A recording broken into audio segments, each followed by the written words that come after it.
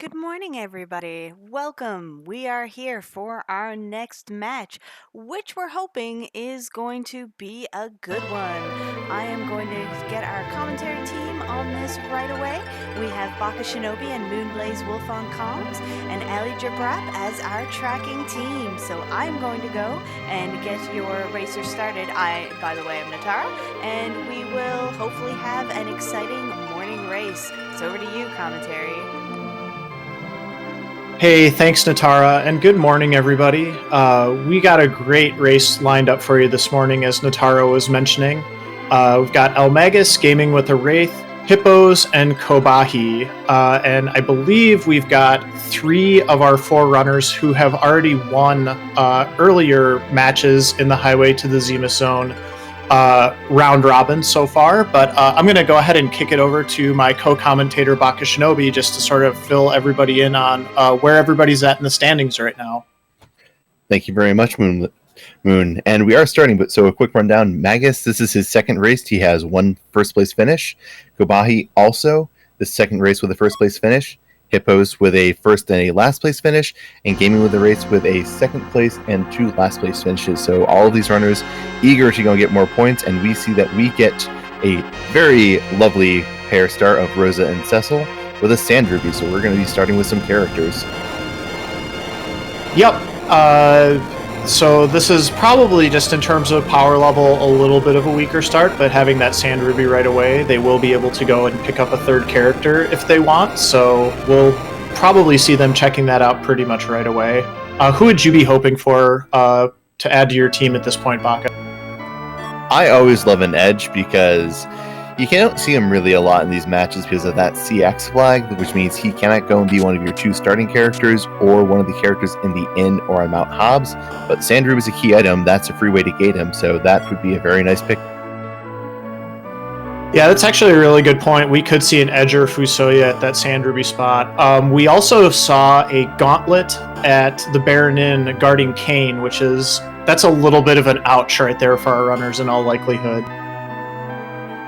Yeah, that's something where you're going to go and might want to find some Thor Rages or something just to go and chew through that with a bit of reliable AoE, though it's still a pretty fast spot, so that's going to take time no matter what I think.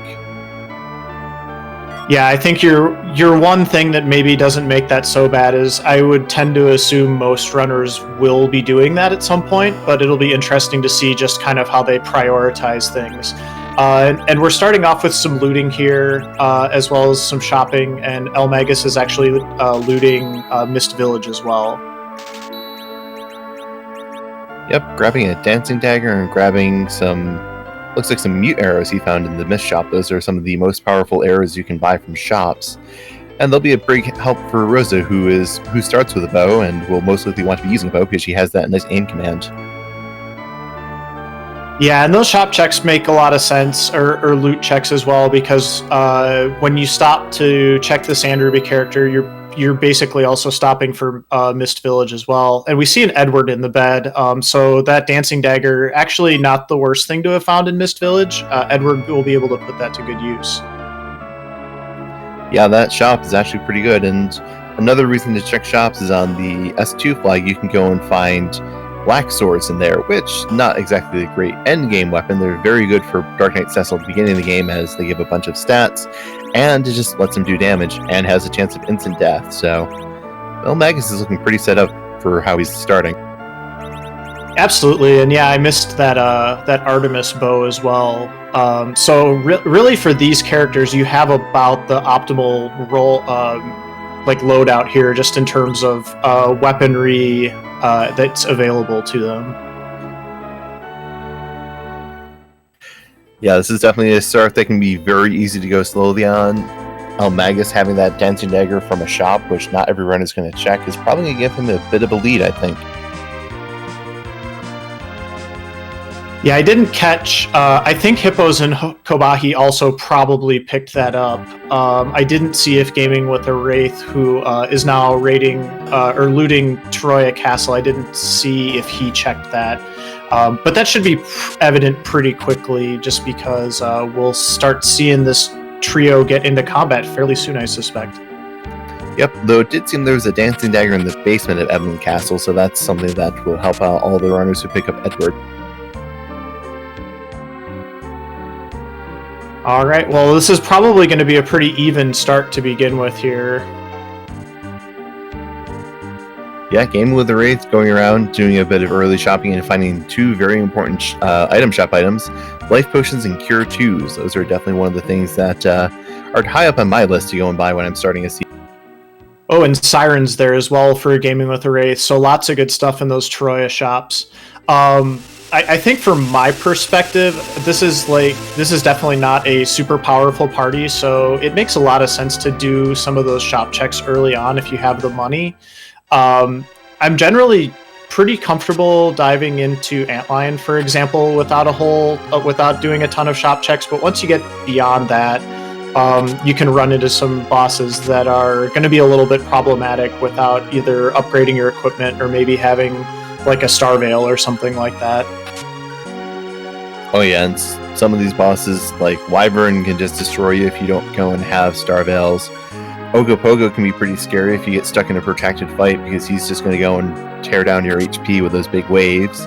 Golbez is always extra fun to fight, so getting supplied is definitely not a bad play, I feel. Yeah, and we're seeing all of our runners pretty much converge on Antlion Cave here, so I think we'll see them all checking it here fairly soon. It looks like Gaming with the Wraith still has to maybe go pick up their Edward from Kaipo, but then I'm sure he'll be joining them as well. Yeah, we see it's a pretty standard opening. You want to go and clear Antlion first. It's the easiest spot to go and get through. It has probably the least HP, does the least damage, and the cave is filled with treasure, so that's a pretty safe check, I feel.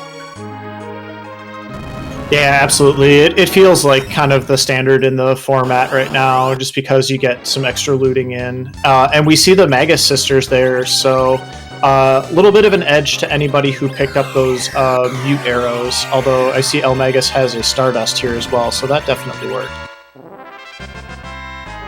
Yeah, that Stardust making good work of them being an AoE J item, which, if you're wondering why did I never see the Stardust item in the game, we did enable the J items flag for these flag sets, so lots of important things. And we find the Legend Sword in Antlion. This could be a very quick seed. Yep. Pretty spicy start here. So interesting though for eLmaGus and all of our other runners, just because I was kind of saying a second ago, the assumption is pretty much that everybody starts by checking Antlion Cave. So all of our runners are going to know that everybody's sort of got that Legend Sword in hand here in the first, 5 to 10 minutes of the race, which isn't always a great feeling, even though you always want to have it yourself, obviously. Oh yeah, you're going to need now that Adamant is the last big item you're going to need to find, unless the way to the moon and way to Zeromus is hidden somewhere very deep in this seed. So this got a bit more stressful for all our runners. Yeah, for sure, and it'll be interesting just to kind of see how it impacts their play. Noticed eLmaGus there checked the Watery Pass boss to see if it was demissed, and it was one of the Mylons. So already kind of just making sure that you don't miss anything obvious, I think. And now we see eLmaGus finding Ogopogo guarding Rydia at the top of Mount Hobbs. Yeah, I think this is going to be a little dangerous for him because, he's not going to give Eddie that Dancing Dagger. He's giving him a short bow and mute arrows because Dancing Dagger will trigger a blaze counter from Ogopogo, which is going to hurt, and Ogopogo is just tearing through his low HP. Yeah, this is pretty tough unless he can get some good hits off with Rosa here. I think this might be a little bit of trouble for our runners. We see Khobahi attempting it as well, and he actually just resets out. Yeah, I don't blame them. Ogopogo he's one of the nastier bosses in the game, and Rydia is nice, but right now she doesn't seem worth it. And Magus takes a wipe to Ogopogo, so I think they're just leaving Rydia there for now.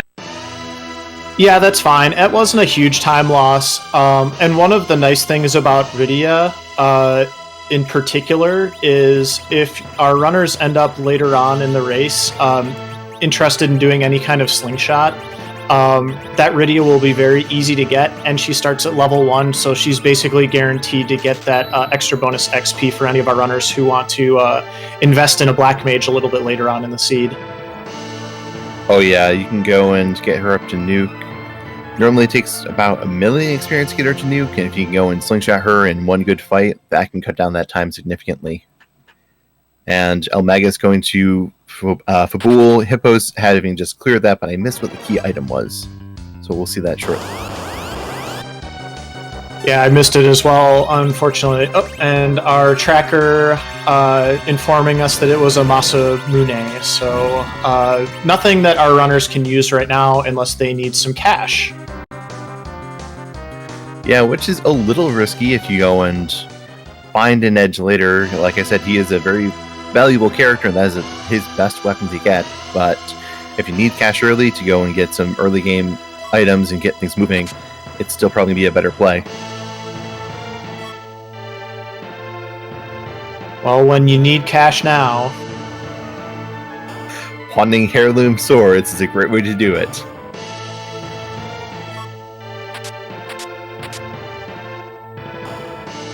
So again, our runners are all just kind of crisscrossing right now. Now we see gamingwithawraith and Hippos attempting that Ogopogo fight.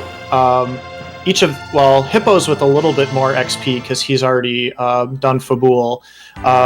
It'll be interesting to see if either eLmaGus or Khobahi chooses to attempt Baron in before Ordeals would be another sort of logical play here. Ordeals has the advantage of turning your Cecil into a paladin. However, Baron in is definitely faster even with the gauntlet. But the problem with Baron in is you don't know who that second boss is at this point. So also kind of a dicey proposition. It's definitely a little bit of a pick your poison right now.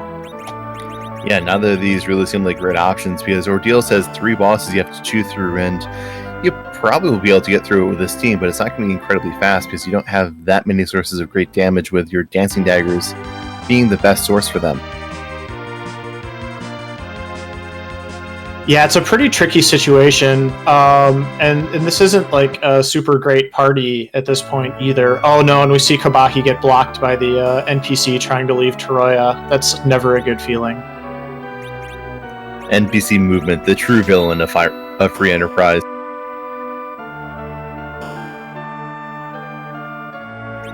Yeah, and we're seeing them kind of just doing a lot of shop checks right now. This makes a lot of sense to me. We might even see some additional looting just because you definitely want your party kind of at max power output before you attempt either one of those spots. It's not going to be easy, even if the bosses aren't too bad, for this party to go up either Ordeals or to try to clear Baron in at this point. Yeah, neither of these look all that great, and Magus is going back to try and pick up Rydia. gamingwithawraith, having successfully gotten his Rydia, is going and checking the Hob summon to find Bomb, which does not go and do what you think it does, and the fact that it doesn't actually kill Rydia using it, so it's just a single target Mist Dragon that does damage equal to her current HP. Yeah, that's a little bit unfortunate. That was really good for gamingwithawraith to get through that Ogopogo fight and be able to pick up that Rydia, and you really want that payoff. That could have been a big differentiator in the early game if he'd been able to get something a little bit more powerful for Rydia right off the bat there. Yeah, something like Sylph or Titan would have been very helpful. And we see that there's a curse ring in the last chest on the top of Ordeal. That will definitely come in handy later when we're getting ready for some harder bosses. And Khobahi here is attempting Ordeals. Our first boss is the Karate Man. Ironic that a free boss, if you have Paladin Cecil, is blocking the way to Paladin Cecil. Yeah, I'm also very disappointed that Yang is on this side of the bridge and not the other side of the bridge, because we are being denied the roundhouse kick around the world by him not being on the backside of the bridge. Maybe they're saving something extra special for the backside of the bridge, like Wyvern.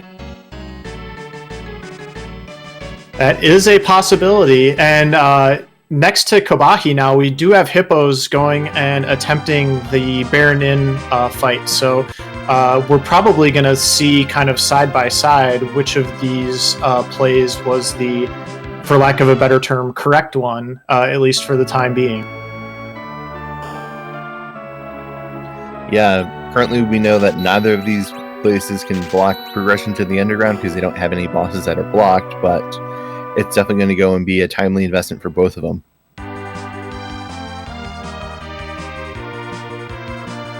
Absolutely. And yeah, we do see hippos here choosing to kind of do one-on-one combat with each of these enemies.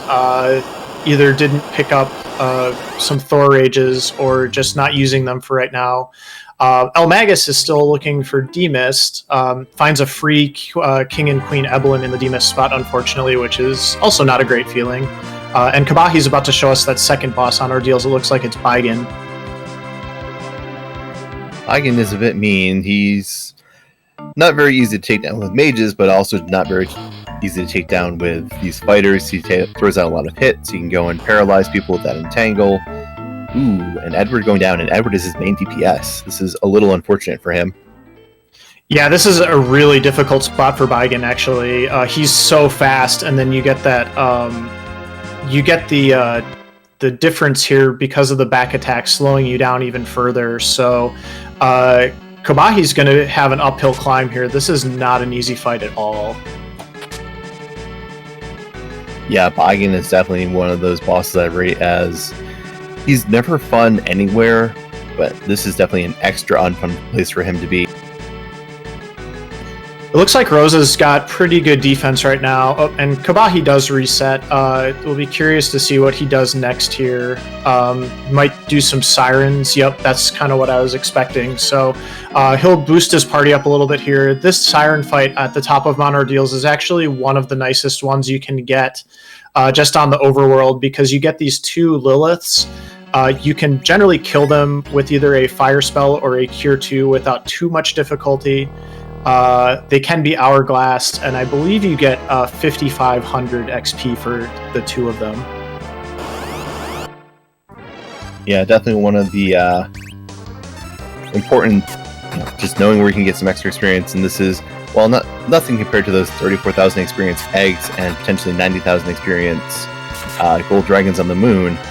Getting this experience now is going to help them a lot more than just wanting to save a little bit of money on Siren, so good call on Khobahi for getting this experience. Meanwhile, eLmaGus is joining him up on Ordeals, and he has the slight advantage of having Iridia, but he's probably going to be in a similar situation dealing with that Baigan.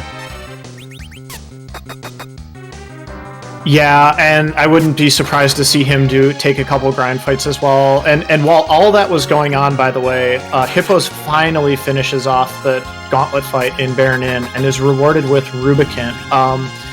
This is going to be pretty difficult for his party, I believe, unless he has some sort of ice attack. He does have a Boreas. That'll probably get him about halfway there.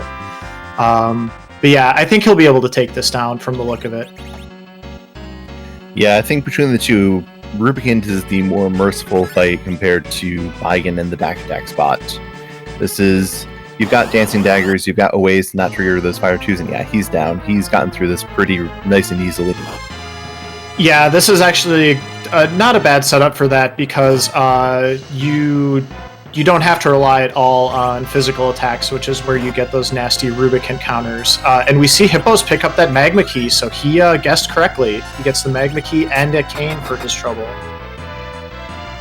Yeah, now he's in a much better position to go say, I don't feel like doing Ordeals, but yeah, let me go and get a bunch of experience on my party and then just destroy these whatever bosses happen to be up there. Absolutely. Ooh, and he does have we did find a Zeus Gauntlet somewhere, so that's really nice too. Yeah, he is... I think he might have to do a little bit more shopping. I'm not 100% sure if he's done all the shop checks that everybody else has, but yeah, we're going to see him head underground and continue his quest here pretty much straight away. I would suspect he won't be back at Ordeals for quite a while. Yeah, though if he gets a Crystal Sword or an Excalibur, he might go and put a little bit of extra effort into going there, as that will make his Cecil a lot more valuable. Not having any great weapons right now, I can see just going underground, riding Kane for a while, and trying to take out bosses there to get more checks done. Yeah, absolutely. In addition to, the party that you've got, it's really easy just to go down there, pop a couple sirens and figure out what else is available to you, figure out what other options you might have, and then proceed from there. Yeah, meanwhile, our other racers are still grinding through this Baigan fight. It is it's taking a toll on all of them. It looks like we got daggers being thrown, arrows being shot, just everyone trying to go and push their way through this really, really mean Baigan. Yep, and this is the deterring power of Fabul Gauntlet, because all of our runners, in addition to whatever motivations they may have had for wanting to go up Ordeals, one of their main motivators was, I do not want to fight Fabul Gauntlet in that first Baronin spot. Oh yeah, and no one likes the Gauntlet. It's a slow, unpleasant fight, takes time, but it was definitely correct, as it doesn't have a lot of hit points in that spot, and you can just go and you get through it. You got a magma key, he's underground, he's checking Feymarch, getting more loot, and he did find a dragon whip, which would be pretty nice for a Rydia if they've got a heroine road as well. Indeed, and I was glancing over at Khobahi's screen, so I missed what the free key item check was in Feymarch, but I'm sure we'll get notified soon. White shirt from our tracker, thank you. And meanwhile, Khobahi is getting his item from Ordeals, and that is... Wait for it. It was the hook. Oh my gosh, Simbu is a witch. Now the question is, how many people say, I really don't want to do the Gauntlet, let's go and just dive this hook route, which is, I didn't find any bosses that would keep me from going underground this way, to tell me that this wasn't the correct way underground. Let's go and do the hook. Yeah, we're just gonna have to see what they all decide to do here, as they're all picking up their hooks pretty much in simultaneously. One thing is pretty clear though, and that's that Hippos has just a huge advantage over everybody at this point, as long as hook is not required, to go get the rat tail or something like that. Oh yeah, if that's again, he's got Cecil, he might go and get pushed back to Ordeals at some point, and if he gets it through a lot faster, that's definitely going to be a point in his favor, because unless Mist Dragon is behind this hook, that could actually go and be a pretty disastrous turn for Hippos. If Mist Dragon is at this hook and has the Adamant, Hippos is not going to have any reason to go down through that, but the other runners might skip Gauntlet, see that, and get ahead that way.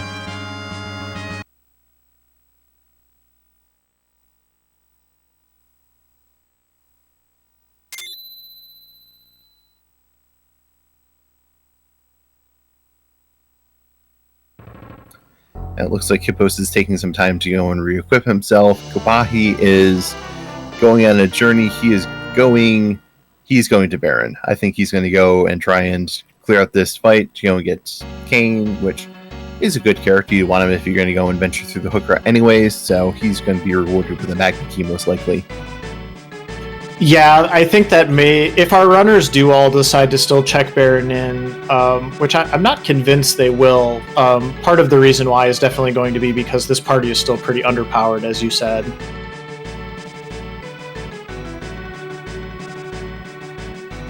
Yeah, and again, Gauntlet is slow. Everyone hates going through the Gauntlet if they know they don't need to, and our runners currently know they have a path underground. They know that they have the logic path underground for everything that they've seen, because neither Wyvern, Valvalis, or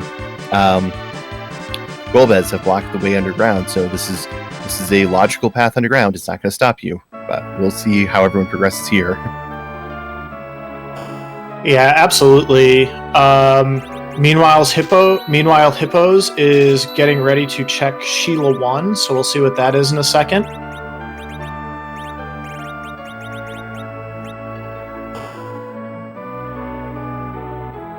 And it was a pink tail, so potentially a good piece of gear. In the normal version of Final Fantasy IV, as well as most versions of Free Enterprise, the pink tail actually gets you an adamant armor, which is ridiculously overpowered piece of equipment that all of your characters can equip. However, in this flag set, we do have the no adamants flag on, so instead he will get some other equipment from the sort of ultra rare pool that is not the adamant armor. Yeah, and that's it could be a crystal sword, it could be a drain spear. It's something that a lot of runners, myself included, will just check if we have the rat tail, but if we don't have the rat tail, we're not going to go out there and check it. And Magus finds the Staleman chest and the first chest of Evelyn Cave, so he's going to be free to loot the rest of the caves now that he's reset out. Yeah, I love to save scum some of those spots like Evelyn Cave here. So it'll be interesting to see what eLmaGus decides to do once he sees the character. Meanwhile, Hippos is going up Ordeals, so we know that this is maybe not the way to go if you want to maintain your advantage at this point, but he's still pretty motivated to do that because of his his Dark Knight Cecil.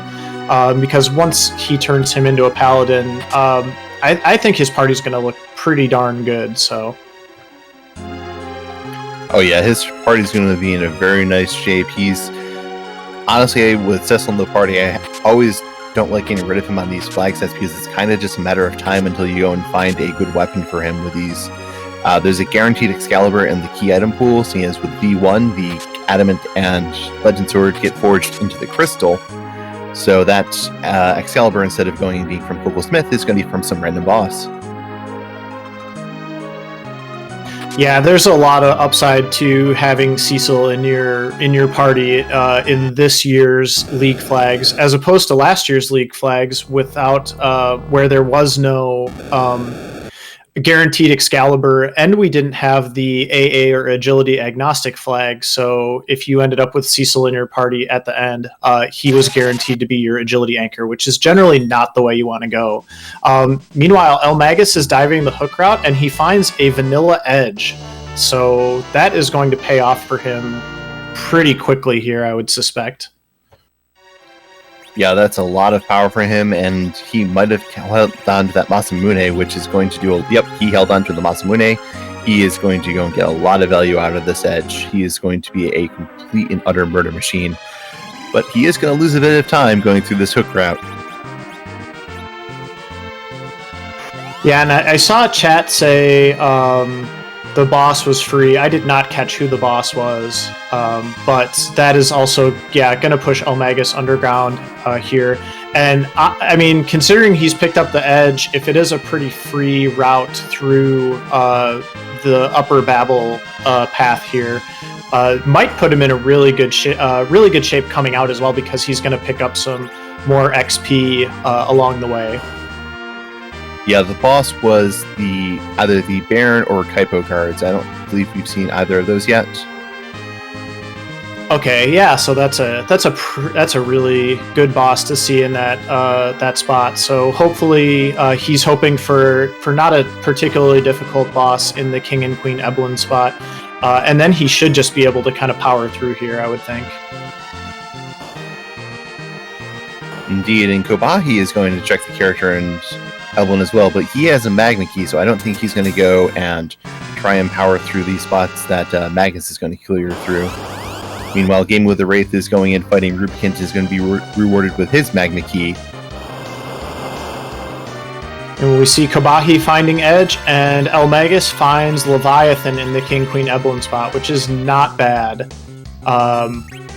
Chat also pointing out, and we'll see what Khobahi decides to do here, but we are very, very close to our vanilla Final Fantasy IV end party, and that's always a fun thing to see in Free Enterprise. Yeah, that is a good point. That's Edward is a very unique and good character, but sometimes he is more difficult to keep, and I believe, Khobahi is taking the ninja, not keeping Edward, and has the vanilla party. Well, I don't think Khobahi has Rydia yet, but also, and And eLmaGus doesn't have Kane yet, so I think they're both one character off. But I could see us getting there. But yeah, Khobahi grabs that edge. He's going to go turn in his Magma Key now, because he knows that he doesn't need to clear that hook route. Not that it's really holding up eLmaGus too much. He already has dispatched Leviathan and is probably going to be through in short order. He's just going to go take a quick safety save first. Maybe he was just checking for... Well, I don't know what's going on here. Yeah, he is not sticking with this fight. I am uncertain as to what he's doing.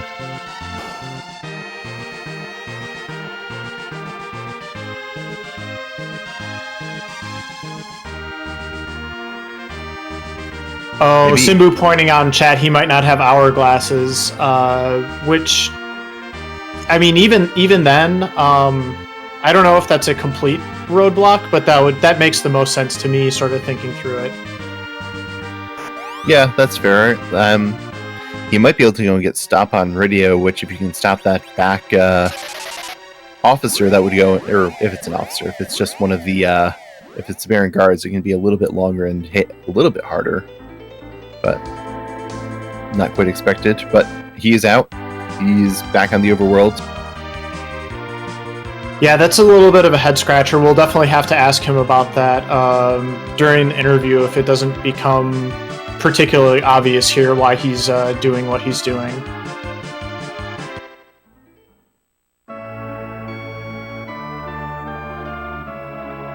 Yeah, it looks like he's just going and checking shops. Meanwhile, Hippos has gone and finished his Baigan fight and is in the crystal room of Ordeals after getting his hook. And Gaming with Awraith is dropping his Magma Key down the well. Not too much new going on right now. I do think it's pretty interesting that Khobahi is the only one who went and checked and found Edge. I do think, considering how the race has gone to this point, that's going to be a pretty big advantage for him. Yeah, I can definitely understand why not having a source of exit at the moment will make... I certainly don't want to go and walk out of that cave, and if runners have already spent that exit they found somewhere, that's going to go and take a bit of time. And yeah, here comes Magus going back to the Baron Inn spot.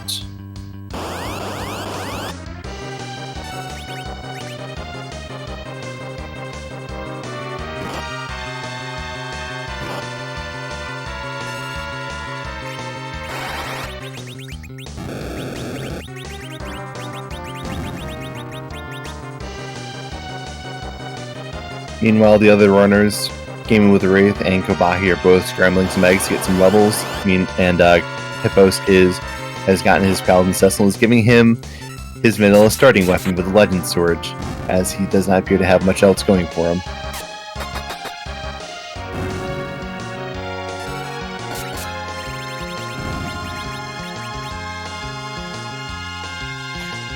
Be interesting to see if Hippos goes and checks that pink tail. It would be pretty game-breaking at this point if he did find something really good for either his Kane or his Cecil, which those are the two characters that you're most likely to get a good weapon for from that pink tail check, and it does look like he's making that. Yeah, I'm going to say probably the best weapon he could find at this point is the Avenger. Oh no, he's choosing to check Evelyn Cave and is probably going to look for the character there.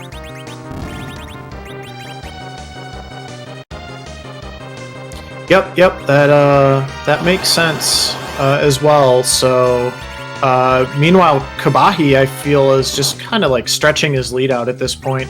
And Gaming with Awraith is doing pretty well as well, just kind of really getting into like the next phase of this seed here, which is exploring the underground and figuring out either where our Legend Sword is, or we do need to find the Darkness Crystal / pass as well. Yeah, this is definitely... I can see this being a bit weird, because there's nothing really... you have two good fighters with Kane and Cecil. We don't have any great weapons for them. And Khobahi is finding Valvalis at the first spot in Dwarf Castle. Kane will go and allow him to stop the spin, which he does not have Rydia, correct. Oh, but he has Edge, so he is going to go and do damage that way, I'm guessing.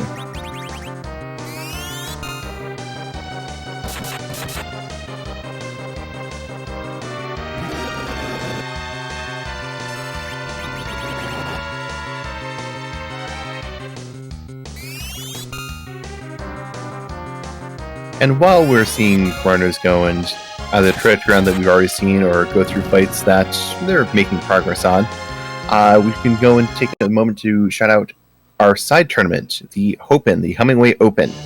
It is an open registration with one caveat. People who qualify for the Highway to the Zema Zone cannot go and join that league. So if you're watching thinking this looks fun and I would like to get in a race, come and join the Open. Registration closes at the end of today. I believe the end of registration is at midnight tonight Eastern time, so a bit over 13 and a half hours, or a bit under 13 and a half hours. Yep, and yeah, that's going to be a lot of fun. I'm really hoping we can get some more people involved in this great game, doing some races, and just getting a little bit more experience playing the randomizer. So, oh yeah, I started getting into this randomizer last year and was hoping to go and see something like that. And I see that Gaming of the Wraith has been rewarded with this boss check by seeing a demist. That's always nice to see, because then you just know you don't have to be worried about that for the rest of the seed. Like, am I missing a demist somewhere? You know, is that a piece of progression that I could be missing out on? So that's actually it's not a horrible spot to see demist in, but the Ashura spot does have pretty high physical attack and decent speed, so it's going to be a little bit of a slog. Definitely agree with kind of maybe coming back and trying it later. That Mom Bomb at Leviathan will also hit pretty hard as well, so that's a couple of Feymarch bosses that you probably are just going to want to put off until later on in the seed.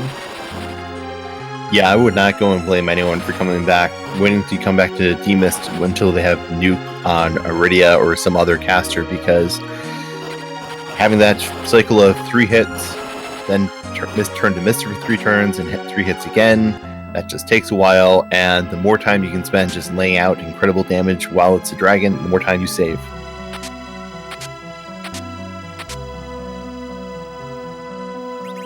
Yep, and it looks like Khobahi got the Luca key from Dwarf Castle, so more possibilities available to our runners now. At this point, we've seen those 2 Feymarch bosses as possible progression. We've got the top of Lower Babel as a possible progression spot, and now Khobahi knows that Luca key is a 4th possibility.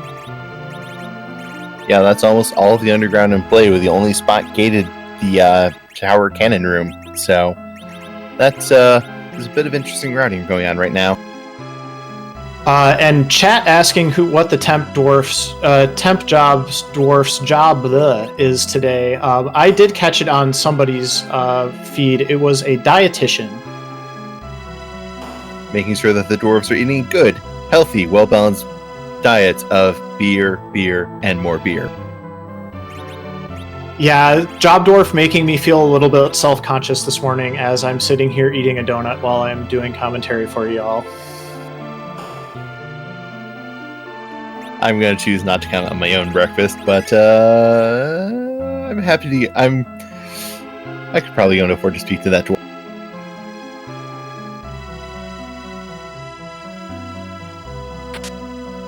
Meanwhile, Gaming with the Wraith is going through that Belvalis fight, going to pick through, using Virus on his Iridia to go and take advantage of Kane stopping the spins.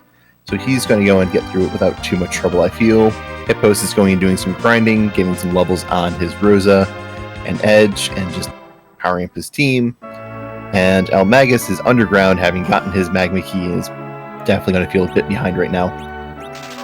Yeah. So one thing I'm thinking about, Baka, right now, we know what Khobahi know. Well, Khobahi is about to see the 2 bosses that are down here in the Feymarch. If you were in the runner's position where those were the 4 doors that you had in front of you, Mom Bomb, Demist, Top of Tower, and Luca Cave, what do you think you would do? I'd be torn between Luca Cave and Top of Tower. Luca Cave, you can run in there, see who the boss is, or see what the key item is, and you don't even need to fight the boss if it's nothing you care about. But if you have to fight the boss, it is a little tricky. You might want to go and get a few more levels to actually fight it, though 30 is a decent level for it. but tower is, you can save at the bottom, run up, fight the boss, and clear it. I would be torn between these two. This Feymarch bosses, no, I don't want to go and have any part of them whatsoever. They can keep sitting there waiting for me to challenge them. Yeah, I think it's a pretty tough call as well. I think the safest play is to do top of tower. I will be pretty curious to see if any of our runners do the Demist in particular, just because that's a very winnable fight. It's going to be long, but you do get 2 key item checks out of it, so potentially could pay off big if that's the play. So I think that's kind of like the bold play at this moment, but I think top of tower is probably the safest option for sure. Yeah, though Demus in that spot has a lot of HP to try and chip through, and I've done it with just virus, but looking at the time it's taken me, it is not something I would be inclined to repeat, to be entirely honest. I would rather come back, but I'm able to just do thousands of damage each time Demus goes and takes a swing, rather than maybe get 1 or 2 viruses off each cycle. Yeah, and we do see, I think, Khobahi's gonna give probably both the bosses a shot here. He's starting with Mom Bomb, throws that curse ring onto Tella to really slow down the fight. He does have, we do have good DPS with Edge in this party, so not nothing. They're definitely going to be kind of sloggy fights, but if you can get some blinks up, if you can sort of increase the survivability of your party, I don't see any reason why our runners couldn't take these 2 fights down. Yeah, I think Mom Bomb's going to be the more easily survivable, because it's easy to just zerk up your party and go with that. Go and get some blinks out to block those hits. Demus again, I think, is just going to take time because of those mist counters. I wouldn't be surprised to see Khobahi skip Mist Dragon. Yeah, well, if you can, this Mom Bomb fight is not off to a great start. Once you kind of get the ball rolling on it, it shouldn't be too bad, but it can be a little bit dicey at first if you don't get those blinks and berserks up. But if he can stabilize here, I don't see any reason why he couldn't. But that is the opposite of stabilizing when everybody dies except for your berserk character. So. Yeah, I think if he had illusions, he would be in a better position. He's just choosing to leave now. Yeah, I mean, I can't fault him for that. But again, we're kind of just at this awkward spot where there really aren't a lot of choices that you feel good about. So we'll see what our runners all decide to do here. Yeah, this definitely seems to be try and find the least worst option of all of these. Yeah, and for Khobahi, that option appears to be doing more eggs, which that is actually a pretty reasonable play at this point, I think, considering what you have in front of you, because Top of Tower is a play that it's definitely the safest option, as I think we were kind of alluding to, but you definitely don't feel good about it, because you could go all the way up there, find out it's nothing, and then you have to go back later if you get like the tower key, for example, and you're trying to get some progress that way. Yeah, and if it is something, it's a long walk out of that tower without being able to stop at that tower key room, which takes time when you have to go back there and check. But Khobahi, it looks like, is going to go and make that check. He is going to go straight up tower, or he's going to stop and make a save at the bottom, and then go straight up tower. Yeah, the old the double clutch on the save. I've done that so many times over the course of playing this game.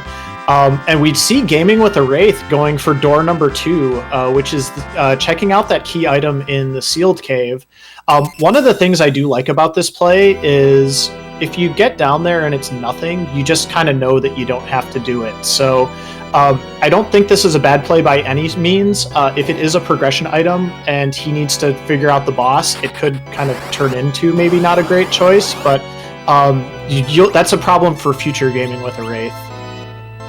Yeah, that's exactly. It's going to go and be, it's either I know what I need is here and I need to get it, or I know I don't need this and I don't have to care about what this boss is because I will never need to fight. Yeah, exactly. So you kind of get information either way, and it's a little bit of a lower investment. Khobahi, meanwhile, going and doing Keyless Tower, which was the other sort of the other option. and he sees a Mylon. I don't remember if we actually saw the other Mylon sprite was in Watery Pass, but I don't remember if we actually got to the fight to see which one it was. I think that was Mylon Z, so this should be Mylon and Friends. Well, that is either one isn't particularly a fight that scares you, but this is definitely the freer option. So Khobahi shouldn't have any trouble here. Oh yeah, and meanwhile we see Gaming with the Wraith getting the Baron key from the Luca Sealed Cave spot. So we're gonna see what this boss is, and it's Bahamut. Bahamut is not a terribly hard boss. You can go and just deal with him with Star Veils, as long as he has them. Yeah, so Gaming with the Wraith about to get paid off for his gamble here, assuming that he can manage this fight without any difficulty. Baron Key is huge, opens up 2 more checks back up on the overworld. One of those checks does come with a character if you're looking to improve your party. Meanwhile, Khobahi is going to get a check as well here, so I'll be curious to see what he finds once this Mylon is dispatched.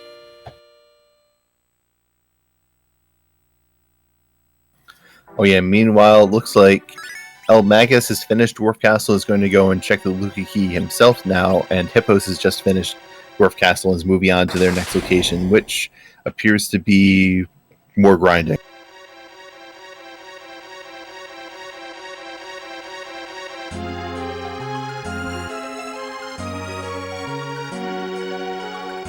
You see on Khobahi's screen here exactly why Mylon is not even remotely terrifying, because all he does is cast Lit 1. He will throw a physical attack in sometimes once his minions are all defeated, which can hurt a little bit, but this is an easy fight. And Gaming with the Wraith, still chipping away at Bahamut here. I suspect this one will be over before too long. And there he goes. Yep, looks like he managed to get walls up on all his character and just reflected that Mega Nuke and destroyed. Let Bahamut do a lot of the heavy lifting that fight for him.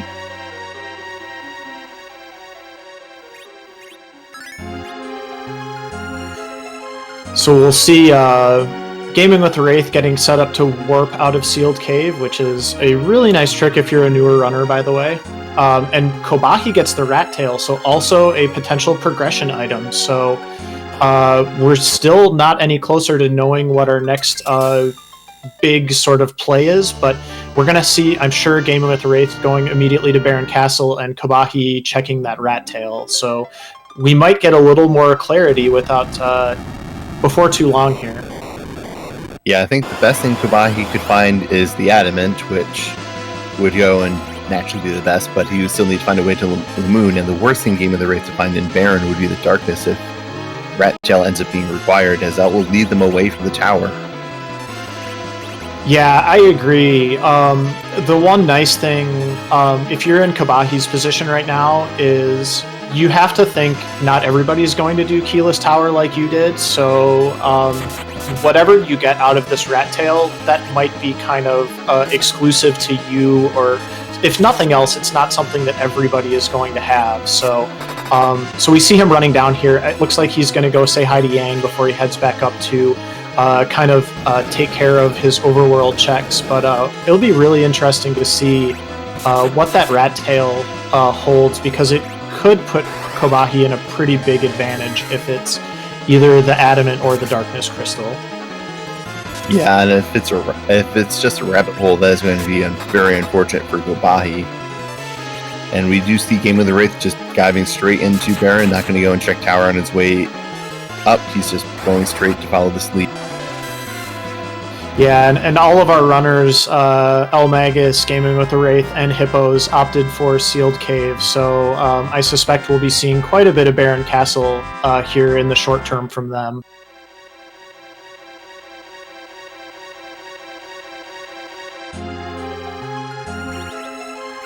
Oh yeah, and Gaming with the Wraith taking the safety safe, because I'm sure, like many others, I can't remember who the boss in the who gave us our key item at the start of the game was.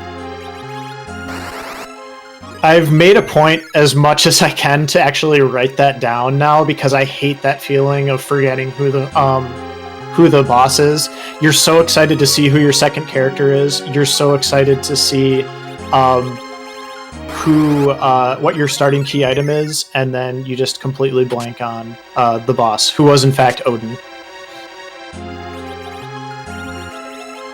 I expect our team will not have too much trouble with this, seeing as Rydia, after finishing Dwarf Castle, has her level 2 spells, and will probably take out Odin in 1 to 2 shots, or he's just going to use Virus to take it out as well, which will do pretty similar damage. I mean, either works. This is one of the slowest spots in the game, so this is for all intents and purposes a free fight. Yeah, he's through it with ease, has no real issues, and is probably just going to go straight into the next fight. Well, doing a little bit of looting and finding some more Artemis arrows and a Lunar staff. That'll be helpful for Rosa and Joe. And the rat tail turns into the darkness crystal for Khobahi, so that is a huge development here. Oh my goodness.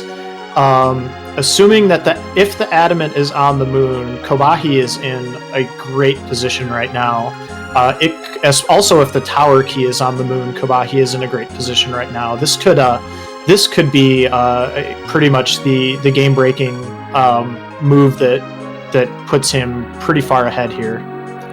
Yes, and he got a dragon spear from that. That is going to make grinding on the moon very easy. Kain is going to just destroy those gold dragons should he choose to do any grinding, and if he finds Paladin on the moon, because we just found Wyvern and he was on the throne of Baron, he is going to go and just tear through dragons up there. Yeah, I would argue the Dragoon Spear is actually the best spear because of the extra damage to dragons and how important that is to the randomizer. But yeah, in terms of raw attack power, it's the second best spear. Meanwhile, Gaming with a Wraith finishes off the Wyvern on the throne in Baron. He's rewarded with an Edward as his character, which is not really what our runners are going to be looking for at this point, and is now about to take the walk to the garbage can and see what goodies are in there for today. Yeah, if this ends up being a rabbit hole, that's going to go and take him further away from Tower and further away from the moon, but if it's the Adamant, he's in good position. And it's a Stardust Rod, which you have Rydia, or most people have Rydia, so that can go and be somewhat helpful, but not exactly what you want after that much of a time commitment. Yeah, and I suspect we'll also see them check the Odin spot as well, so there's a little bit extra value to be had here. I always do that too, another famous double clutch, forgetting that the Odin spot exists, and then picking up the airship, putting it back down. Yeah, it's easy to forget. It's only available on the KQ, the KQ flag, which is the summon monster fights. But it's still a very important key item spot. A little tricky sometimes, though.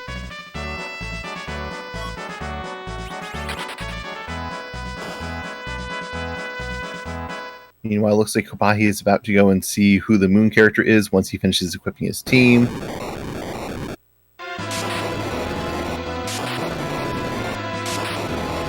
Putting some extra effort into stacking Kain, because Kain has the best weapon of anyone on his team.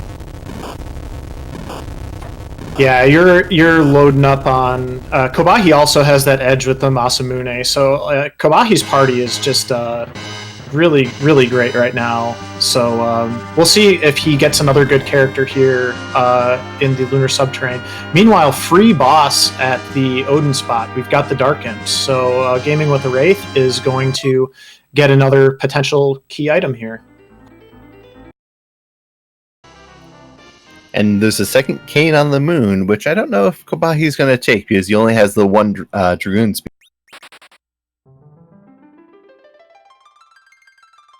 Yeah, that makes sense to me. I think at this point you love the idea of Tello being your agility anchor, especially with the curse string in hand already. You've got Rosa for your support, and you've got 3 excellent DPS melee characters. So Khobahi clearly all in on his Berserk strats here, and has a great setup for it. Yeah, I think the only character that would make me question myself would either be Fusoya for all those spells, or Palom, because I don't really have a lot of AoE on this team. I would like to go and have Quake for some of these Brooder bosses. Nuke could go and be important if I have to go back and deal with that D-Mist. Yeah, as a professed Palom lover, I would say I would probably not grab Palom there, but I would probably grab a Foo. And Gaming with the Wraith, we find out Baron is a complete strikeout on key items, although he does get an Avenger, which is amazing for his Cecil or Kane. If he goes and turns into Pinktail and that Rat Tail gets a Dragoon Spear, he might be inclined to go and take the Cane, because you can go and use the Avenger glitch to get the damage of the Dragoon Spear on one Cane and then swap the actual Dragoon Spear to the other Cane and use that. So maybe he'll choose to do those types of strats. Or just use the Avenger, because that's also a very good weapon for Cane. Yeah, it's great until you get to Zeromus. It doesn't work super well there, but for everything else, absolutely. And we see Khobahi doing maybe a quick grind here. Meanwhile, eLmaGus has finished off his Dark Imps, about to get his Avenger, and Hippos has taken down Wyvern and is about to get his Stardust drop. Yeah, three of our runners going and following a very similar linear path, just based on whether or not they decided to do Keyless Tower or not. This is very interesting. I'm very surprised at how similar paths many of our runners are taking, Khobahi being the biggest divergence. Yeah, Khobahi, I don't want to say that was a huge gamble, but he was the only one to check that Keyless Tower, and after seeing two non-key items in Baron Inn, I think that is a pretty substantial development for Khobahi. He's in really good shape right now. Yeah, I think even if the Feymarch bosses are holding the Adamant, I don't think our other runners on Earth are going to be rushing to go and try and take out those bosses.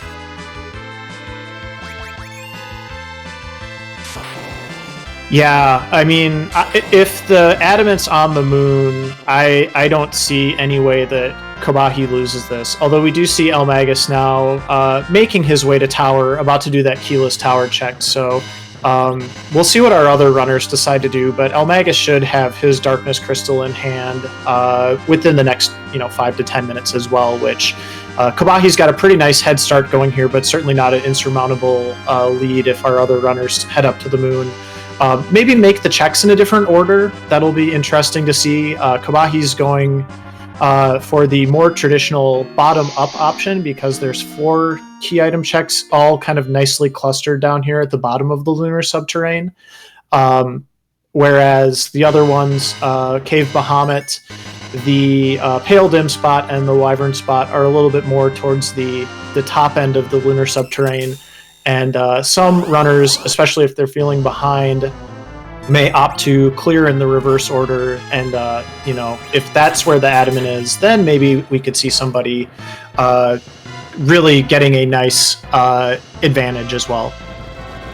Yes, or if they choose to go to Cave Bahamut and fight the boss there to go and check that key item, it's one of those one-off spots that's not the best. It's far away from all the nice high-density spots at the bottom.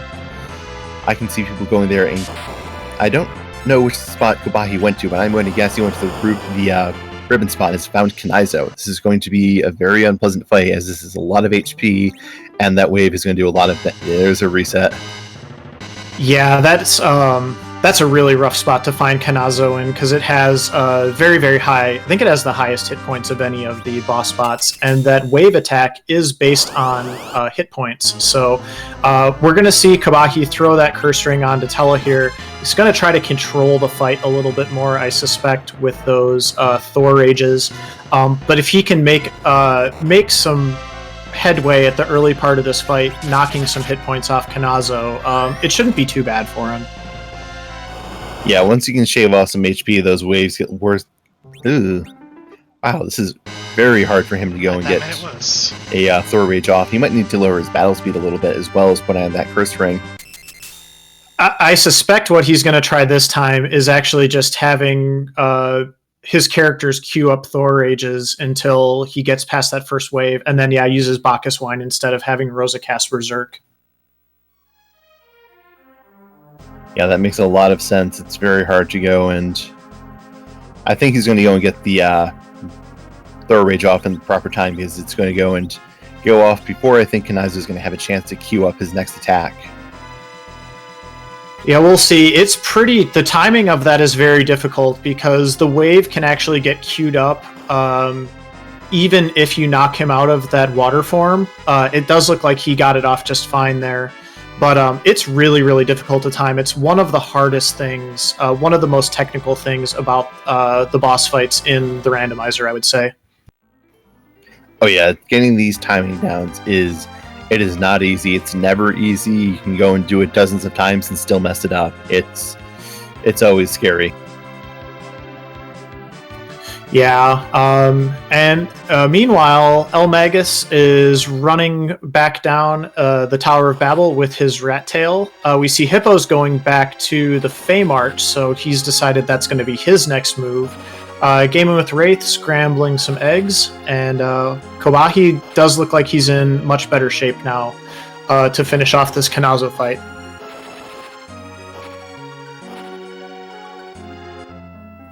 Yeah, he's going to go and have that under control and probably be rewarded with a victory very shortly. And now we're going to go and I think we're going to see two runners be trying to go to the moon bosses, and oh no, Magus is choosing not to go and turn to that rat tail right away. He's choosing to come to Fey March as well. Well, I mean, once you get your party to a certain power level, this Fey March spot is pretty nice because you get the two checks. They're right next to each other. And then in addition to that, one of them is demist, so that's a third check. There's nothing particularly noteworthy about either of those two boss fights other than they're just going to be kind of long and grindy, but they're not difficult as long as you can get up some blinks and control the fight. Yeah, or if you have Cecil at high enough defense and HP, he can probably go and protect most of your team. That's going to go and be a rather difficult thing to keep up.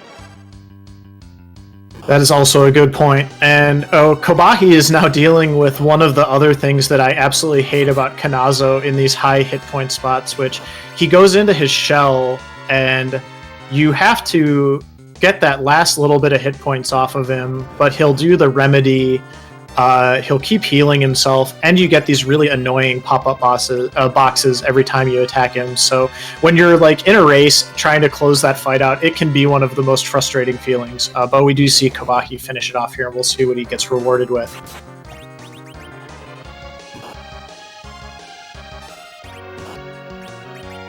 A lightsaber and a spoon. It's an upgrade for Cecil, but not quite what we were looking for. We're looking for a nice little chunk of metal rather than a better weapon. Yeah, although that spoon does go into Edge's arsenal, which is nice. Khobahi also getting close to that 10 key item mark now. He's at 9. So one more key item for him, and he'll be getting double XP for the rest of the run. So that's a nice position for him to be in as well. Yeah, that guarantees he's going to have 10 key items for his... once he has the adamant. He may also be opting to go and just start safe scumming bosses because he's going to go and have 10 key items. He'll be able to grind to get more experience, and he can just chuck that spoon for a free 10,000 damage on everything. Yeah, that will be nice for him. That's one of the nice things, as you said, about getting to that 10 key item plateau is it does give you the freedom to reset out of any bosses where the reward isn't really what you want.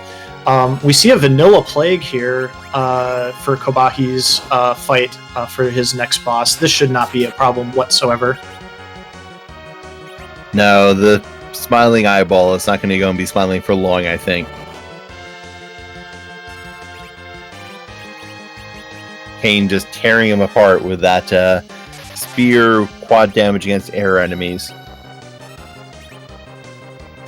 Yeah, that's a little known fact about the Plague fight is I think most people know that he is, well, maybe they don't. He's weak to arrows, but he's also weak to spears because they are considered flying weapons. So meanwhile, we do see all of our other runners dealing with these Fey March bosses, and as we kind of said, like these are very long, grindy fights, so it's definitely taking them a while to progress through them here. Meanwhile, Khobahi is just already taken Plague down.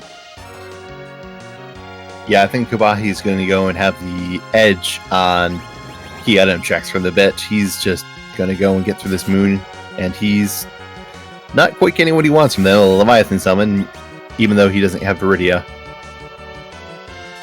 Yeah, you know, if you're in Khobahi's position right now, the things that you want to see are the pass, obviously the adamant, the pan, and the tower key probably, because what you want is, obviously you want to get the rest of your go mode up here, as meanwhile, the rock has been found by eLmaGus at Mombomb. So Khobahi suddenly evaporated chances of having this pay off for him, unfortunately.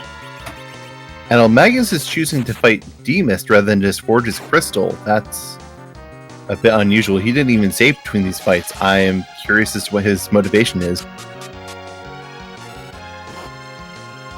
It looks like he needs one more key item for 10 for his grind.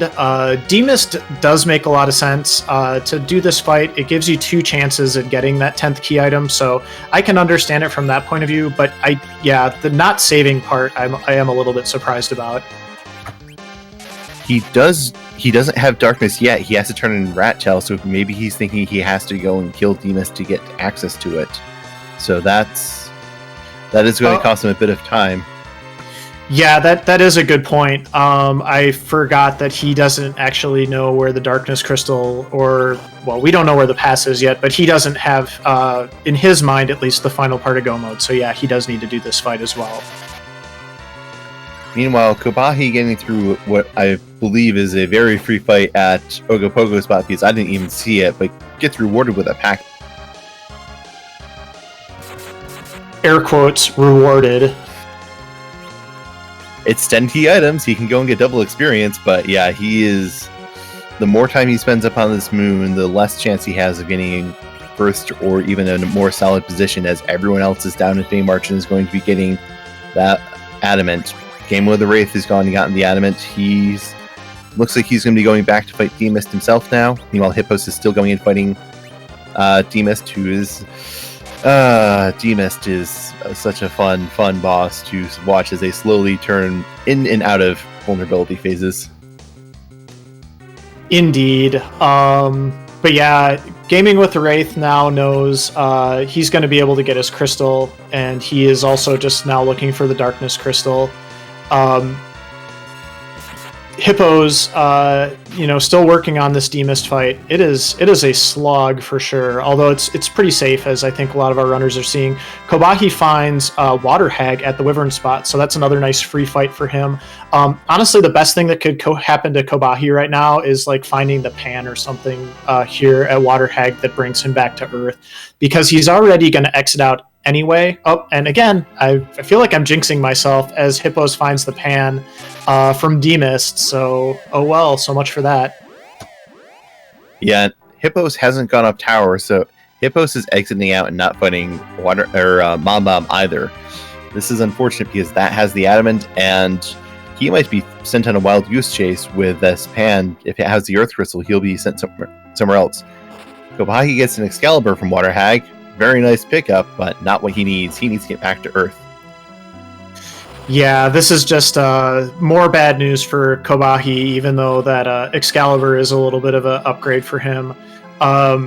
Hippos, probably the best thing that can happen to Hippos at this point is maybe getting the tower key out of this pan check, and then getting on the path to his darkness crystal that way. But yeah, skipping that Mombomb, that's a tough one to go back to unless you start seeing people maybe done, because it's only one check. You've already kind of been there. You really don't want to go back unless you feel like you absolutely have to. Yeah, that's definitely... He probably feels like he's behind because he spent so long in that D-Mist fight. He needs to start getting value from it. This pan, that's a lot of value. He can go up over ground and check that. That's going to go and give him even more checks. Unfortunately, they're not going to go and be taking him. So this is going to go and take Hippos far away. Meanwhile, Magus is going in, forging his crystal now. Khobahi heading to the Paladin spot. It looks like it's going to be looks pretty good for Magus, unless he gets sent somewhere else and doesn't go and turn in his Rat Tail anytime soon, which Pan, Rat Tail, and Demist on the above overworld, he's probably very inclined to go and get his Darkness Crystal right away.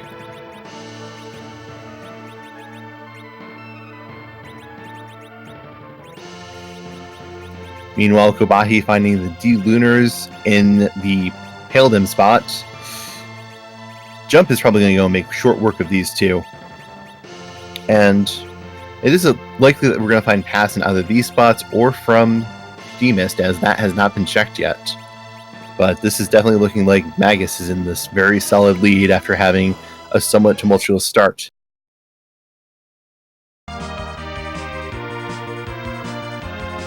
And Khobahi opting to just start straight attacking the D-Lunars because his Cecil has an Excalibur and is just going to destroy everything in his path.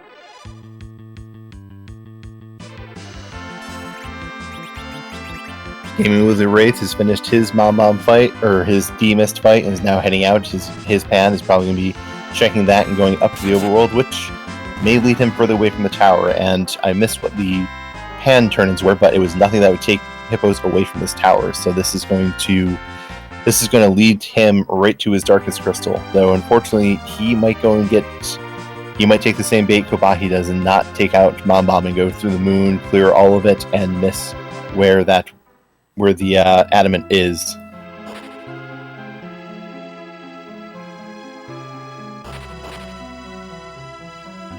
But Khobahi's finished the Paladin spot in freezing time, just cut straight through it and receives another Dragoon Spear. So he might go and check out Bahamut, or he might go and feel inclined to just charge back to Earth and start taking out those land to summon monster bosses and get his crystal quickly.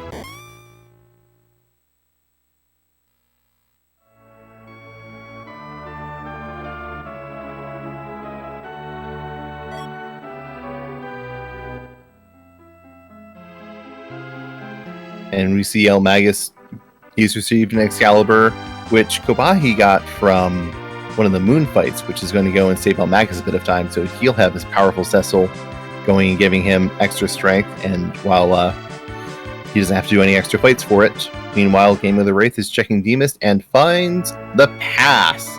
No moon required at all.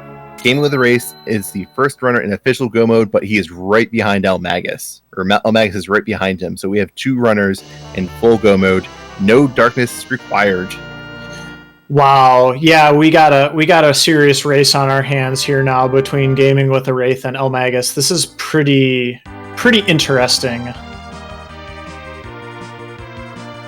Oh yeah, and Magus has an extra key item that Gaming with the Wraith doesn't, so eLmaGus is in the nicer position just going grind, while Game of the Wraith is going to check Sheila and see if she gives him any key items. Yeah, he really needs another key item here, because otherwise he's not going to get that double XP. Oh yeah, and he's doing both Sheila checks, so he does get his pink tail and a protect ring, which is not nothing for the upcoming Zeromus fight. Indeed, and Khobahi is in Feymarch. He is going to those bosses. If he goes for Bomb first, he will get his Adamant and be in Go mode as well, and he has more levels than Magus, so he might be able to go and get caught up and get back into the sea fight before Magus takes a win. Things are close. This is an exciting time. Yeah, and starting with Mom as well. The only issue I see here for Khobahi in terms of closing this gap is he is probably going to skip Demist and not get that pass. I agree, but I think he would spend more time getting the pass than he would just walking down the moon. I don't think he's going to be able to take out Demist in about the 2 minutes it takes to fly to the moon and walk down. That's true, and he doesn't need to grind anymore either, so there's a little bit of a... it's not really a time save, but it is going to equalize things just a tad. Meanwhile, Gaming with the Wraith, does get his crystal. That puts him at 10 key items, so he can go do his grind. And boy, we're going to have all three of these runners very, very close here, I suspect. Oh yeah, Magus is going and just flying through the levels. He is going to go and be ready very shortly. You might only need 1 or 2 more eggs while Khobahi is still cutting through this Mom Bomb, trying to go and get through that HP. I think they're close to that. And they have gone and not even gotten the animation change. So they have their adamant. They are ready. They are going to be going right to get their crystal. This is tight. Yeah, a lot of this also may hinge on how much grind eLmaGus and Gaming with a Wraith decide to do. We see eLmaGus has to feel like he's pretty close here. His Rose is over 2,000 hit points. He knows he's going to be doing Berserk strats, so I think, he's getting ready to go right now. So it looks like he's going to be our first runner to reach the Zeromus fight. And he's throwing that Avenger on Kane, hoping to go and use the Turn Order to prevent Kane from locking up, because that's the best weapon he has. He did not get either of the Dragoon Spears that Khobahi picked up, but he is going straight to Troya. He is going to be our first runner into the Z fight.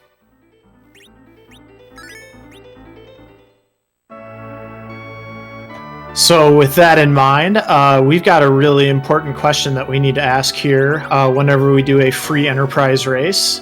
Baka, whose butt are we going to kick this morning?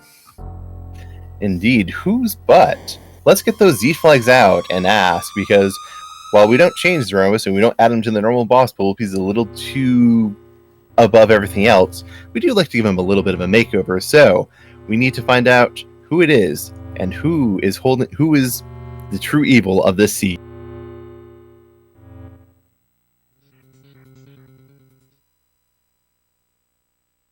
We're about to find out. Meanwhile, Hippos is getting his Lunar Whale, but I suspect when he sees that first dot done come in, I think he's going to suspect it's probably not on the moon, and hopefully it'll pull him back. He might. I can see him going either way on that thing, guessing how much he believed Magus would do a keyless tower check and go to the moon and find it there, rather than going and clearing all of the Earth, which I don't think there was a check left on Earth for Magus except for Keyless Tower at this point. It's true, but you also, I don't know. I would feel pretty good if I was Hippos, honestly, at this point, getting the Darkness Crystal out of Keyless Tower, because, like we were talking about earlier, that's not a check everybody's going to make. But anyway, let's see who Zeromus is today.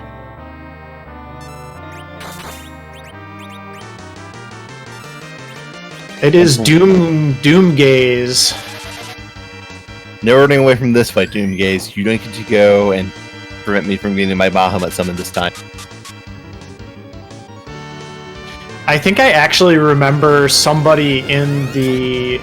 I want to say it was somewhere on the Discord was saying Doomgazemus should fly away and you should have to chase him around the world with your airship and continue the Zeromus fight. I can see that happening, just trying to go and track down the spray, wait for a random encounter. I'm sure races would love to go and have that mechanic.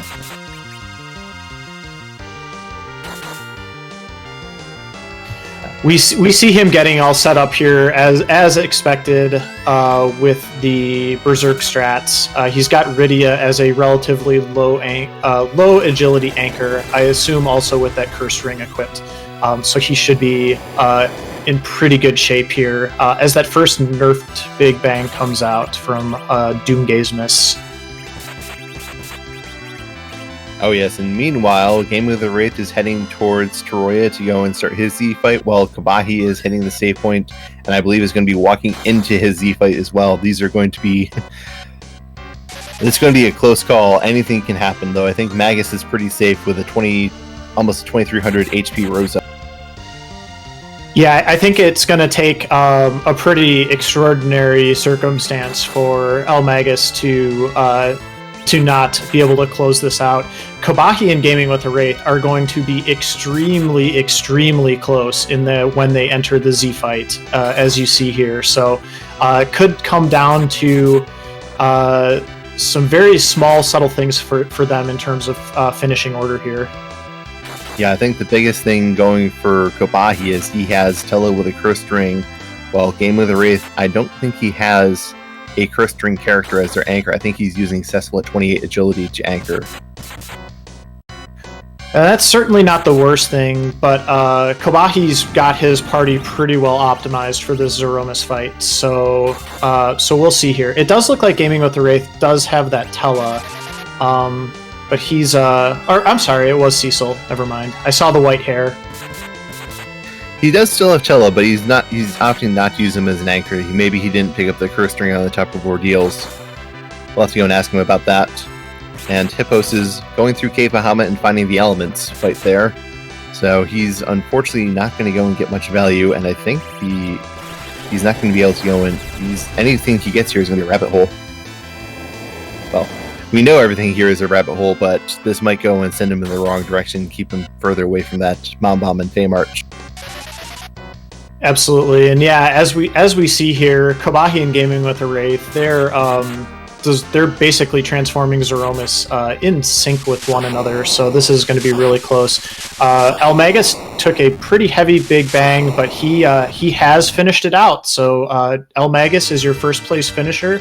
GG's with an official SRL time of 1 hour, 20 minutes, and 2 seconds, and we'll try to get him in here for an interview shortly. Indeed, congratulations to eLmaGus for that. That was definitely a big swing for him because he was a bit behind into the underworld and made it up masterfully. Yeah, really, really well done there on his part, and that's why he is the reigning champion of the Highway to the Zenith Zone. So well played on his part.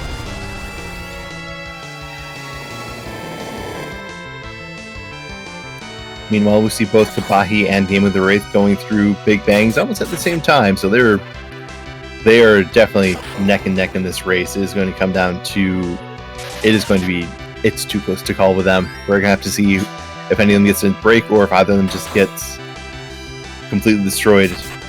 Yeah, and as expected, we see Hippos coming straight back down to Earth, although he did get the tower key, so he had a little extra motivation there. But I'm sure seeing that first dot done has him pretty spooked, or really just kind of panicking or flailing now, trying to figure out where that adamant is, because it can't be buried too deep for somebody to finish in an hour 20. Yeah, maybe he's thinking Magus dove Bahamut, got this tower key and came back and is just going to go and, got it here. But we'll have to see where he goes after this tower key pans out, where this tower key leads him. Yeah, it's hard to say, and you feel really bad. All of our runners have just done an incredible job today, and it's just unfortunate that that Hippos was in the right spot. He was literally one tile away from the fight that he needed to do to pick up his adamant, and I think in that excitement over getting the Demus down, maybe just decided to, not finish out that Mom Bomb fight. Indeed, and we are joined by eLmaGus now. GG's on your first place finish, eLmaGus. Thank you. Thank you. Do you have any general thoughts on the seed? It wasn't a bad seed, I guess, but I could have played this a lot better. I'm glad I didn't, because that probably meant that's the reason I won, but Yeah, you did have that awkward play in the beginning with getting hooked for more deals, diving down, taking out Leviathan, and then walking out and doing Baron in. Yeah, I thought I had an hourglass. Checked my inventory. No hourglass. Well, that's bad. And then, yeah, I backed out. Yeah, I think that was the assumption that we had in chat as well for that decision. It was a tough spot to be in, but unfortunately it didn't really hurt too bad. Meanwhile, Khobahi finishes right on eLmaGus's heels with a second place time of 1 hour, 22 minutes, and 49 seconds. So GG's Khobahi as well. And we do have you in here as well, Khobahi. So good race to you and eLmaGus. I had there were two really interesting points, I think, in the seed for us that we're watching from the commentator's booth. The first was early on when you had to decide between the gauntlet at Baron Inn or going up Ordeals with a not particularly great party. eLmaGus, I guess maybe to you first, what was your sort of thought process when you had those two choices in front of you?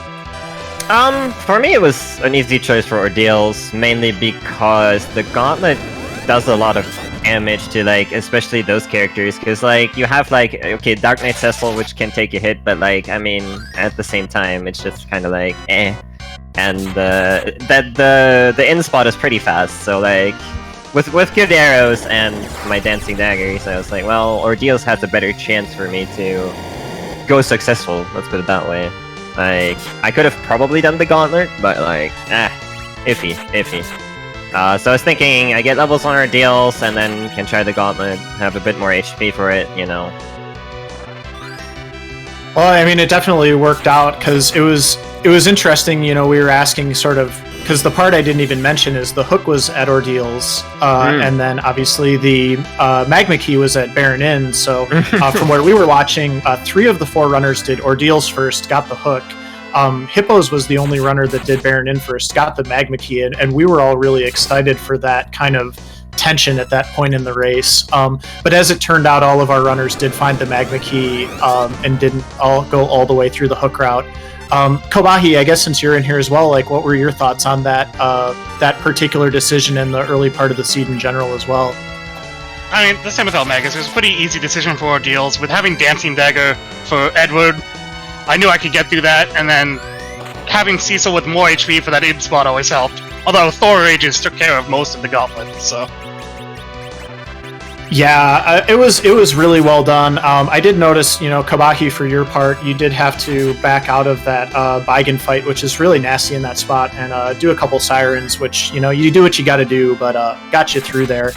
And then I guess the second really interesting decision that everybody faced in this seed, I think, was, okay, you get underground, you get the easy stuff out of the way, you get Dwarf Castle out of the way, and then your options are 2 not really nice Fame Arch bosses in Mom Bomb and D-Mist, Keyless Tower and Sealed Cave. And I know, Khobahi, you did Keyless Tower. That ended up being a pretty exciting decision at the time. Ultimately, maybe not the correct one, but what were your thoughts on that particular point in the race as well? I was pretty much just looking for progression that wasn't that Mom Bomb or D-Mist, although I should have just done Mom Bomb. Agree. Oh, don't worry, Magus. I cleared the entire moon except for Bahamut. Oh, man. Yeah. I struggled all the way on Earth, like, there was, like, a lot of stuff down there. Baron and stuff as well. I don't know. Baron Nothing. was Luca Key, or...? Yeah. So that was, like, the loop there. There was nothing there, really. Except an Avenger, I guess, which helped. I mean, the moon got me an Excalibur. Yeah. I believe turning in the Pan granted an Excalibur. I know there was a second Excalibur around. Oh yeah, so it did. I'm just going to quick jump in here as well and just mention Gaming with a Wraith has finished in 3rd place with a time of 1:26:15. Khobahi, you and Gaming with a Wraith basically entered the Zeromus fight at the exact same time, so yours was a little bit cleaner, but it was really exciting there at the finish. We had all 3 of you finish within about 6 minutes of each other, so really, really well done race from everybody.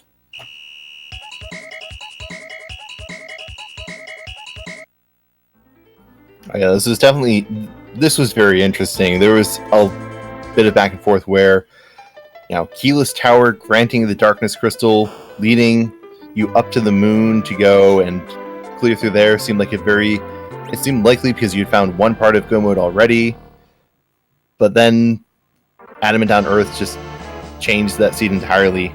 Magus, how did you feel about not finding Darkness by the time you had both parts of your crystal? Not too bad, honestly. I was hoping for the pass, of course, at that point when I had both parts, but I mean, I don't know. I mean, I knew it had to be like some of the next items, right? So like, and when I realized that I had both crystal parts, it's like, okay, actually I'm in a good spot now, because if somebody missed the adamant, for instance, like I think Hippos probably did, then yeah, I have a huge advantage even if I have to like use the darkness crystal at some point. So I didn't feel bad about it at all. Yeah, I think the one thing that really solidified that first place for you, eLmaGus, was finding the pass when you turned in that Demus check, because I think without that, it would have been really, really close. And if Khobahi had done all of the same things that he ended up doing, he still might have been able to pull it out, even with going up and clearing most of the moon. I wouldn't have won if I didn't find the pass. Like, that's a guarantee right there for you. Because, like, it's probably a 4-minute walk at the very least, with the cutscenes and stuff, so yeah, would have definitely not won. Oh yeah, because you hadn't summoned the whale at all at that point. No! Absolutely not. There's another Kate up there, though! Oh, that's great. Don't worry, I didn't take him either, I kept Tello. You did at least get a... After you turned in that rat tail and pink tail, you got a Dragoon Spear for your other cane, which was some level of help. But that also kind of forced me to the moon, because I'm like, Dragoon Spear, I can do grinding now. It's just one of those things. At that point, nobody knew where the adamant was, so it was really, really hyped to watch from a commentator and viewer perspective. So I think by the time Khobahi, just so you kind of know how much faster you were going, you had dove the entire moon, taken out Kanazo, which I know took you a couple tries, and I think you'd also actually completed Plague before eLmaGus took down Mombaum and found that adamant. So it was really, really exciting just to sort of see all those checks coming in when we, as the viewers, didn't really know where that final piece of go mode was.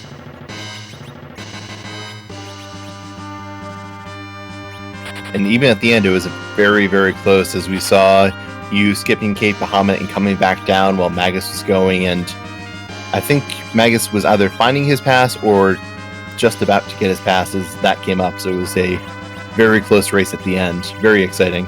Yeah. Do either of you have any final thoughts? GG, that was interesting. Very interesting. I like that the sea turned out this way.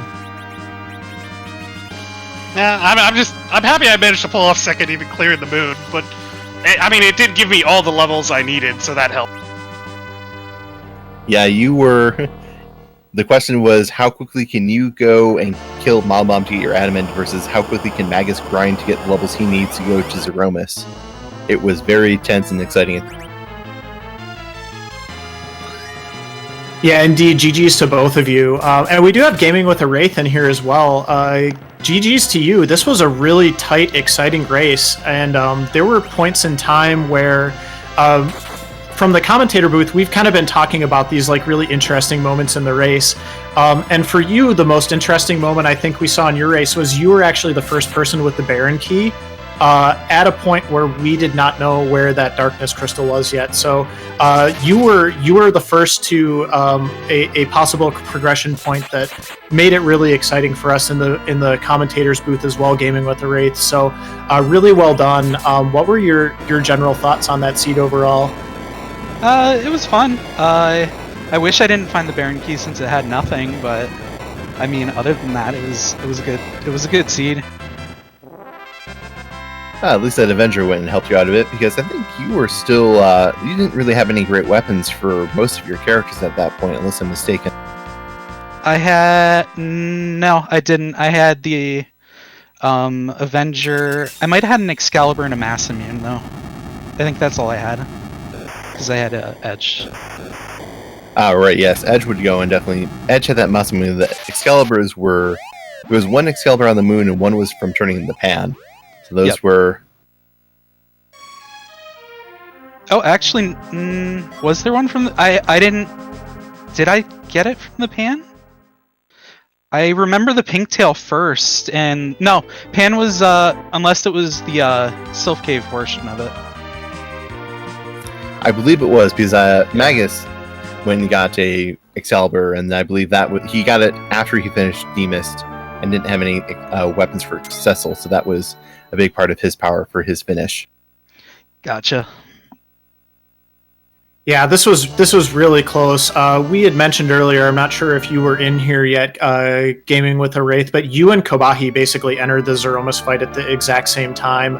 Khobahi having run all the way back through the Lunar subterranean, and you used that pass. So it was really exciting just to sort of watch the finishes come in there. Well, that's good. That's what I wanted to hear. I like exciting matches for you guys to watch, so I'm happy with that. Even if I lost to him, that doesn't matter to me. It was fun.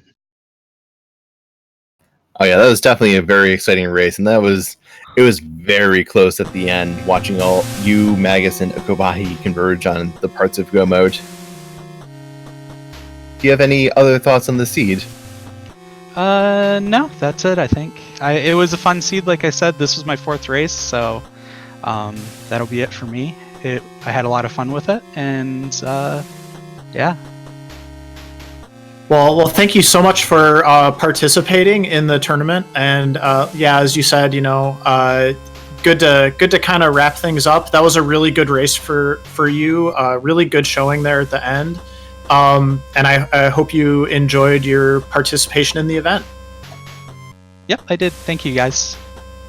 Yes, thank you, and congratulations and GGs to all the runners today who all put on a fantastic show. Yeah, and meanwhile, while we were doing our interviews here, Hippos decided to throw in the towel on finding that adamant, unfortunately. And so I think we'll go ahead and start wrapping things up here. Baka, I think one thing we want to make sure we do for everybody, make sure to, if you are not participating in the Highway to the Zeromus Zone League, you have until midnight Pacific tonight to sign up for the Hummingway Open, which is more of our casual league for the rest of the summer. Is going to have the exact same flag set that you've been seeing all the racers using in the Highway to the Zeromus Zone. So if you're on the fence about that, go ahead and check it out. Give it a shot. It's really fun just to get into the racing part of the randomizer. I have to say, as somebody who's been doing it for about a year now, can do it casually, can do it a little bit more competitively, and just try to get better. Whatever your speed is, the Hummingway Open is going to be a lot of fun for you if that is an interest of yours after watching some of our broadcasts. Oh yeah, this was definitely this is a great addition. Anyone who's the slightest bit interested, you don't have to be very good to go and have fun racing in Free Enterprise. You can also join our Discord, and it's linked on the Free Enterprise site, which has been linked in chat. And we encourage all of you to come and join us to see more of this and have some more fun. Yep, absolutely. And Baka, I know you are done now. You're sitting on 12 points after last night, so congrats again to you. I've got my next race tomorrow. I know that we've got a race later today. I believe it is at 8 p.m. Eastern. And I believe you're doing commentary on that one as well, right, Baka? Indeed. The next race will be in about 8.5 hours on this channel, and I will be commentating that with Invenable tonight. It is going to be another very solid match. I don't have the list of players in front of me, but I do. if you like this race... Oh, then I'll let Natara fill me.